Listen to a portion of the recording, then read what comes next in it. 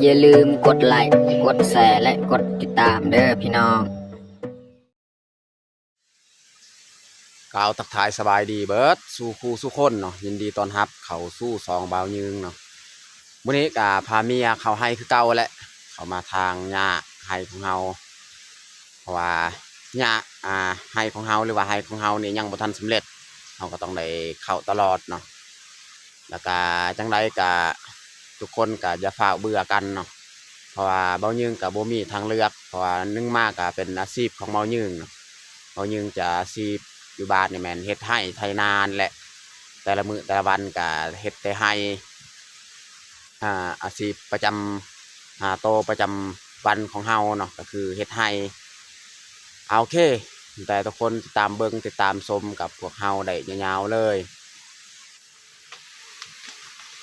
ตอนนี้เฮาก็สิเริ่มออกไปทางเลยเนาะเมียจะหายน้ำใส่ตุกเพราะว่าไปทางโยฮันมันไกลนึงมากระดนอยากกินน้ำก็เลยหายไว้ใส่ตุกน้อยฮันเนาะ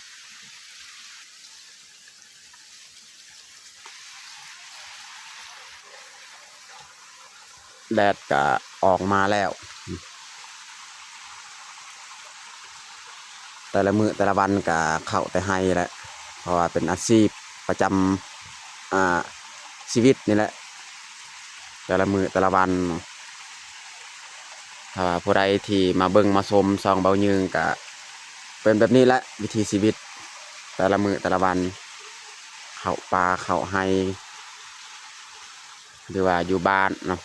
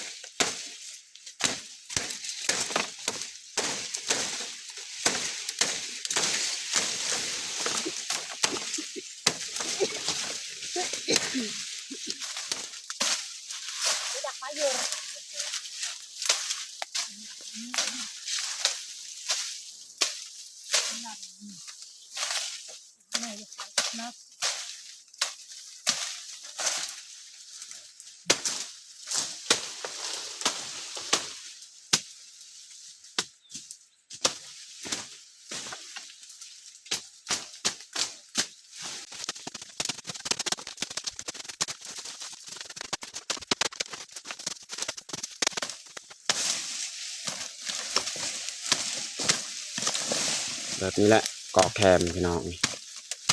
ตัดยากที่สุด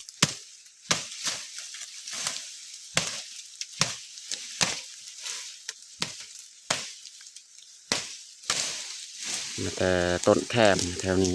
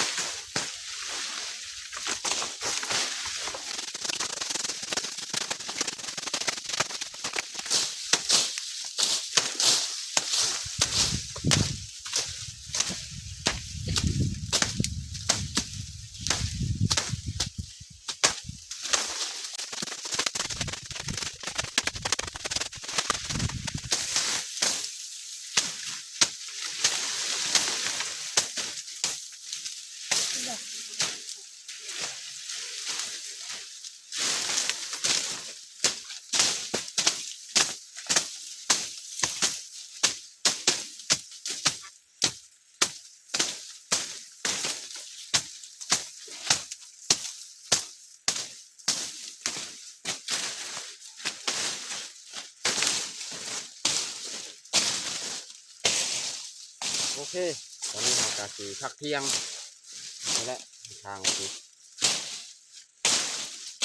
สำเร็จประมาณนี้แหละเจอเป็นเครื่องนี้ลาย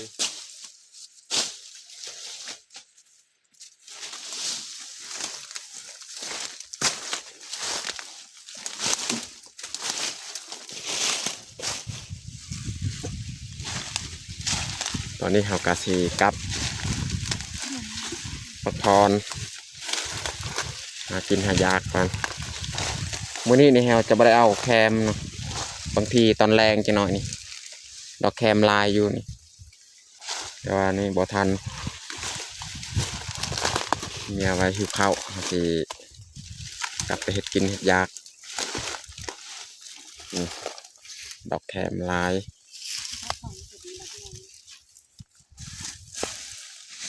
ช่วงฤดูนี้นี่ช่วงเที่ยงนี่ร้อนแห้งแดดแห้ง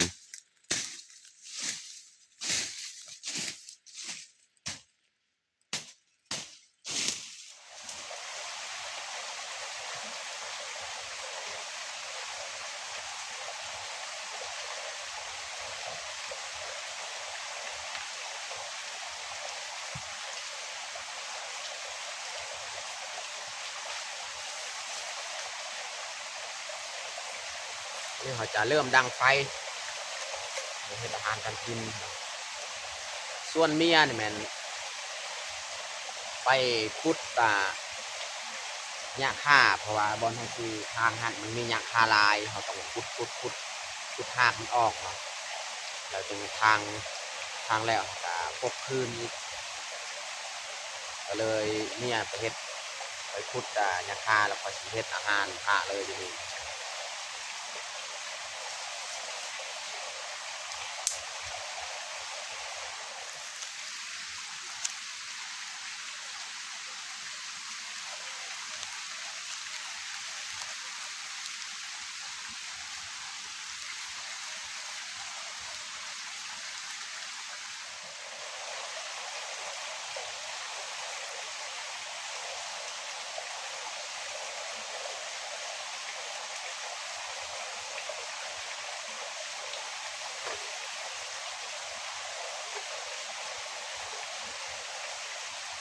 วันนี้นี่สิเฮ็ดแกงอีกคือเหมาะมาก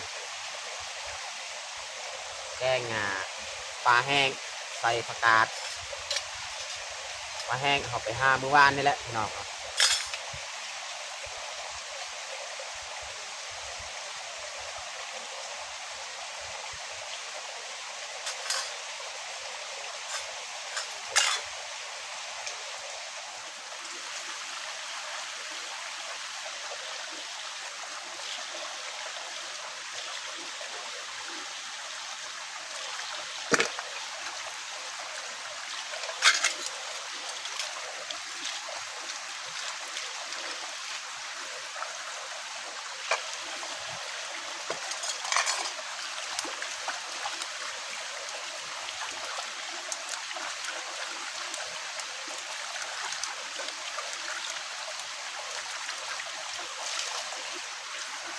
หน้ามันเย็นหน้าพี่น้อง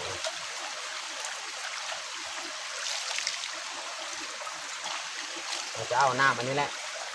ใส่น้ำแกงเลยพี่น้อง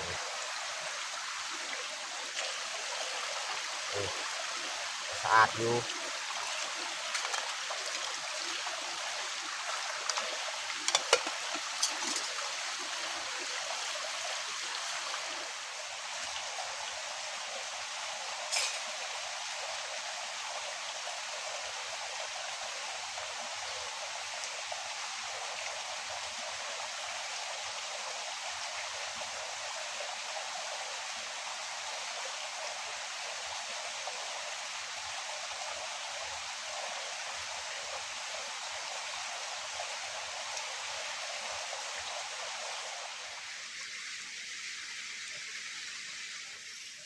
นี่แหละปลาแห้งของเฮานะ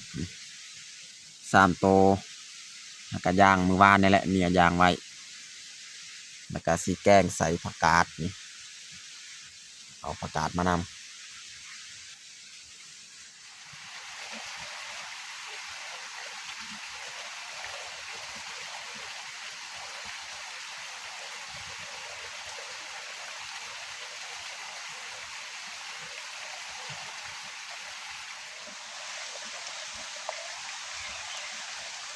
น้ำกะฟดเรียบร้อยอันนี้เขาสีใส่คานี่ใส่เพชรกระเทียมแล้วก็มะแคนตามด้วยปลาของเราเลย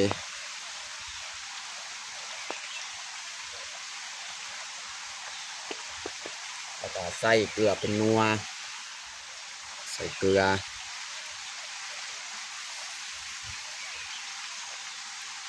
ใส่เป็นนัว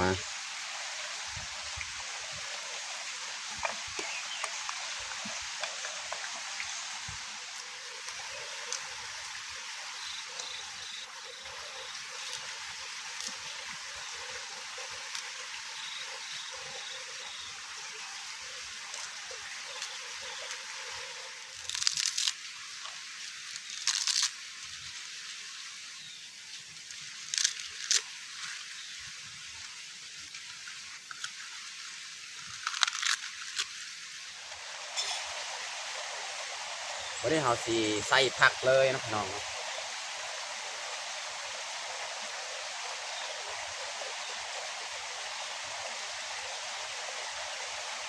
ต้มป้านี่แกงป้านี่บดนพี่น้องเนาะก็คือพวกกระดูกหมูยังนี่ต้มดนป้านี่บดนพี่น้อง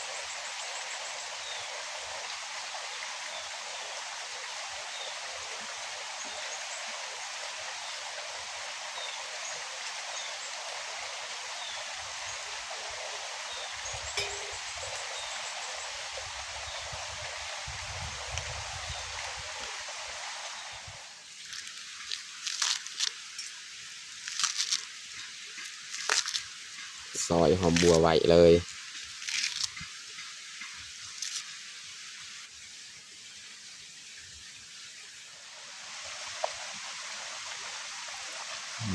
พี่น้อง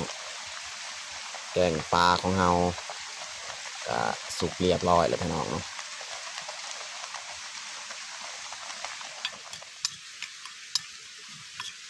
ส้มแจวพี่น้องเนาะถ้าว่าเป็นแกงเป็นอยังเราต้องมีแจวพี่น้อง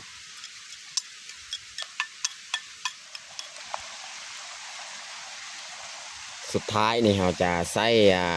หอมบัวนะพี่น้องเนาะสำหรับแกงของเรากับบัดชมีแหละ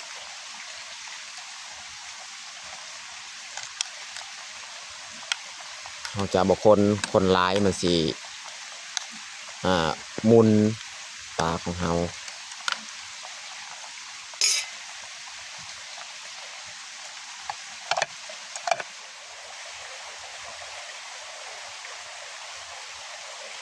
ตอนนี้ก็สุกเรียบร้อยเนาะ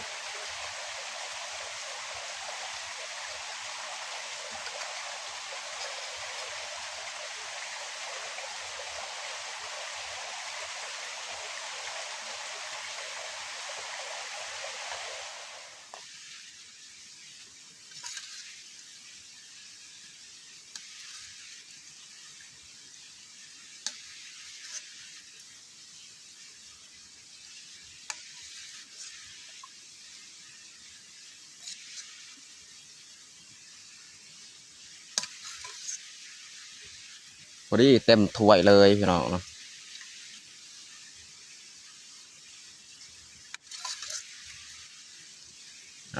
เรียบร้อยพี่น้องอาหารเที่ยงของเฮากะสำเร็จเรียบร้อยแปลงเนาะแกงปลาใส่ผักกาดนะพี่น้องเนาะนี่มันแจวสำหรับอาหารของเฮากะเบิดชำนี้แหละอาหารเที่ยงของเฮาแต่เฮาสีเกียมลงมือกินข้าวเลย